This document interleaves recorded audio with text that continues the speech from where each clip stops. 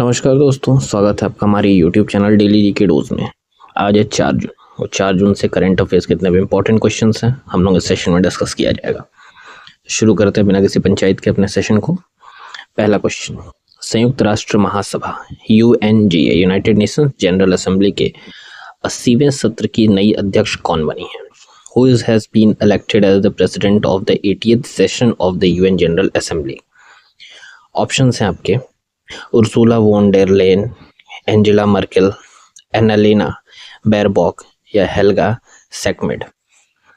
तो अभी हाल ही में संयुक्त राष्ट्र महासभा के 80वें सत्र की नई अध्यक्ष एनालेना बेरबॉक बनी है। तो ऑप्शन नंबर सी करेक्ट है इस क्वेश्चन का। जर्मनी की पूर्व विदेश मंत्री एनालेना बेरबॉक को UNGA के 80वें सत्र की अध्यक्ष चुनी गई हैं। वे पश्चिमी यूरोपीय समूह में पहली महिला हैं जो इस पद पर पहुंची हैं और कुल मिलाकर 5वीं महिला अध्यक्ष बनी हैं। पॉइंट याद रखिएगा, ये लाइन काफी इंपॉर्टेंट बनने वाला एग्जाम में। उन्हें 167 वोट मिले जो कि राइट इन उम्मीदवार हेल्गा स्मिड से अधिक थे। उनका चुनाव यूक्रेन और गाजा संकट जैसे वैश्विक मुद्दों के बीच हुआ। नेक्स्ट क्वेश्चन है, हाल ही में भारत के पहले इंटरनेशनल एग्री हैकेथॉन का समापन किस शहर में हुआ है? In which city did India's first international agri hackathon conclude recently? Options हैं आपके हैदराबाद, पुणे, भोपाल या बेंगलुरु। तो अभी हाल ही में भारत के पहले इंटरनेशनल एग्री हैकेथॉन का समापन जो हुआ वो हुआ है पुणे में। यानी कि यहाँ से ये भी ध्यान रखना है कि भारत का पहला इंटरनेशनल एग्री हैकेथॉन किस शहर में हुआ है? तो पुणे में हुआ है। तो ऑप्शन नंबर बी करेक्ट है इस क्वेश्चन का। अगला सवाल, फैक्ट्स देखिए इसके। भारत का पहला अंतर्राष्ट्रीय एग्री हैकेथॉन पुणे में संपन्न हुआ, जिसमें केंद्रीय कृषि मंत्री शिवराज सिंह चौहान और महाराष्ट्र के मुख्यमंत्री देवेंद्र फडणवीस उपस्थित थे। कृषि मंत्री ने पूरे देश में 9 क्लीन प्लांट परियोजनाएं शुरू करने की घोषणा की, जिनमें से 3 महाराष्ट्र में होंगी। मुख्यमंत्री फडणवीस ने जलवायु परिवर्तन के चलते कृषि क्षेत्र में आ रही चुनौतियों का जिक्र किया और टेक्नोलॉजी को समाधान बताया। अगला सवाल, चुनाव आयोग ने हाल ही में किस ऐप के माध्यम से मतदान प्रतिशत के रुझानों की तेजी से अपडेट करने की प्रक्रिया शुरू की है? Which app has been introduced by the Election Commission to streamline and speed up voter turnout reporting? Options हैं आपके VTR app, e vote app, ECI net app या पोलस्टेट ऐप। तो भी चुनाव आयोग ने हाल ही में ECI नेट ऐप के माध्यम से मतदान प्रतिशत के रुझानों की तेजी से अपडेट करने की प्रक्रिया शुरू की। तो ऑप्शन नंबर सी करेक्ट है इस क्वेश्चन का। चुनाव आयोग ने ECI नेट ऐप के माध्यम से हर 2 घंटे में मतदान प्रतिशत के अनुमानित रुझान अपडेट करेगा। यह पहल पहले के मैनुअल सिस्टम के मुकाबले तेज और तकनीकी रूप से उन्नत है, जिससे पब्लिक को समय पर जानकारी मिल सके। फॉर्म 17C और रूल 49S के तहत PROs की जानकारी जिम्मेदारियां यथावत रहेंगी, लेकिन ECI नेट ऐप का उपयोग एक सहायक गैर वैधानिक व्यवस्था के रूप में होगा। अगला सवाल, एक्सचैट जो हाल ही में लॉन्च हुआ है किस कंपनी या प्लेटफॉर्म द्वारा विकसित किया गया है? XChat recently launched has been developed by which platform?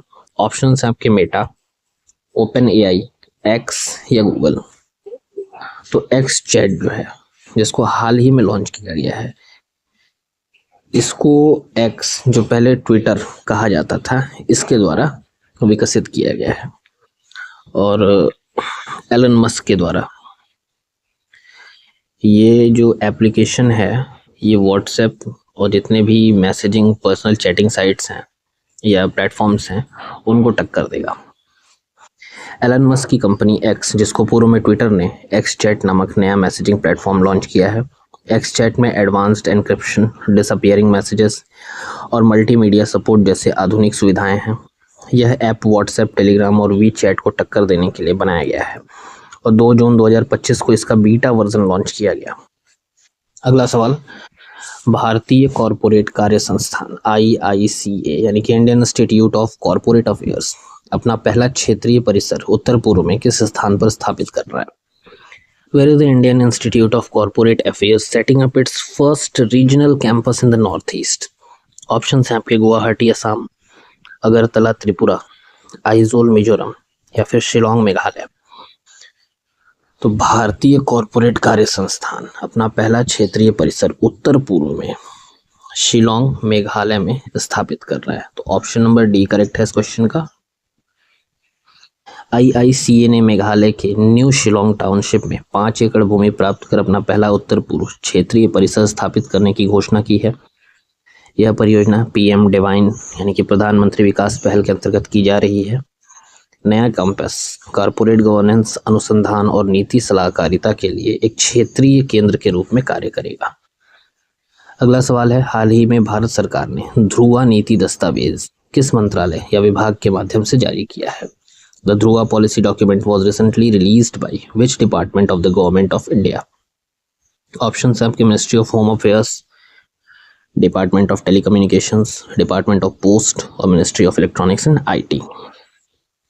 तो हाल ही में भारत सरकार ने जो ध्रुवा पॉलिसी जारी किया है, इसको किस मंत्रालय ने जारी किया है? तो इसको जारी किया है डिपार्टमेंट ऑफ पोस्ट, यानी कि ऑप्शन नंबर सी करेक्ट है इस क्वेश्चन का। ध्रुवा इसकी फुल फॉर्म है digital hub for reference and unique virtual address नीति दस्तावेज डाक विभाग द्वारा जारी किया गया। इसका उद्देश्य राष्ट्रीय स्तर पर जियो कोडेड डिजिटल पता प्रणाली बनाना है, जिससे सेवाओं की सटीक और तेज डिलीवरी सुनिश्चित हो सके। यह पहल डीजी पिन पर आधारित है और इसे आधार या यूपीआई जैसी डिजिटल सार्वजनिक अवसंरचना के रूप में विकसित किया जा रहा है। अगला सवाल, इंडिया पोस्ट एक्सपो सिंपोजियम हाल ही में किस शहर में आयोजित किया गया, जिसका उद्देश्य अंतरराष्ट्रीय डाक लॉजिस्टिक्स को बढ़ावा देना था? In which city was the India Post Expo Symposium recently held to promote international postal logistics? Option है आपके दिल्ली, पुणे, मुंबई या Bengaluru.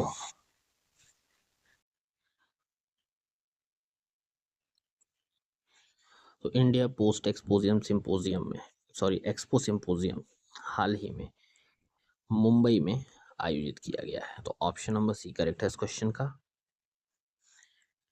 India post expo symposium का आयोजन मुंबई में किया गया, जिसे महाराष्ट्र पोस्टल सर्किल ने होस्ट किया।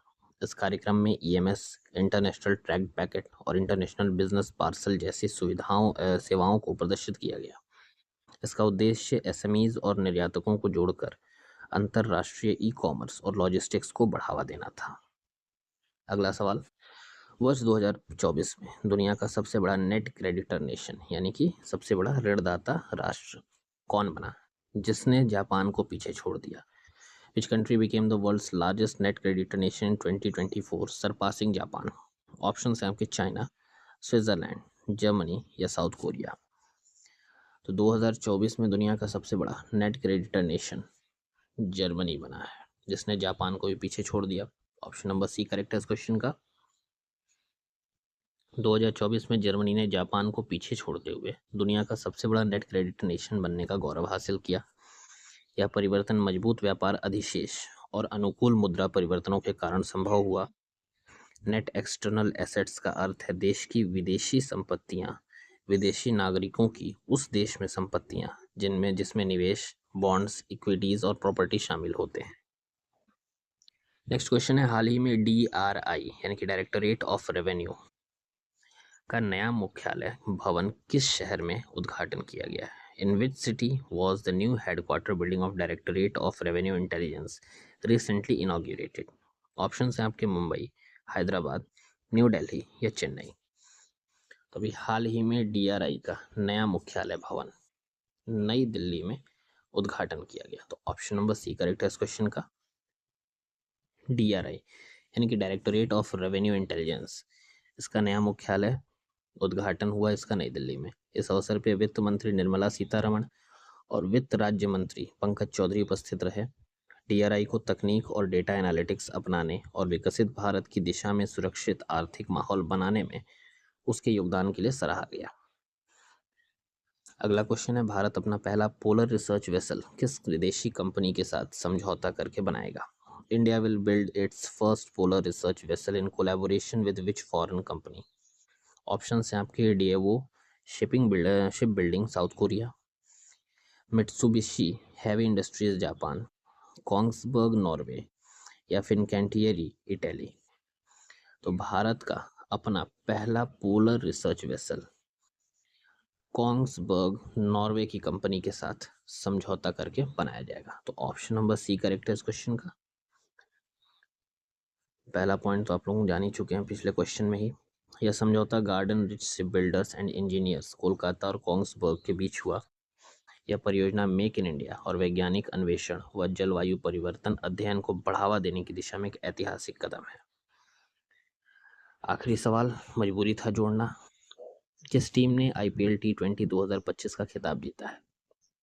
Which team won the IPL T20 2025 title? Option है आपके मुंबई इंडियंस, राजस्थान रॉयल्स, पंजाब या royal Challengers Bangalore.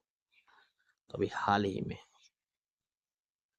Royal Challengers Bangalore ने पंजाब को हराकर IPL T20 2025 का खिताब जीता है। तो ऑप्शन नंबर डी करेक्ट है इस क्वेश्चन का। ये था हमारा आखिरी सवाल। वीडियो हमारा यहीं पे समाप्त होता है। उम्मीद करता हूँ सेशन आपके लिए काफ़ी यूज़फुल रहे। तब तक के लिए धन्यवाद।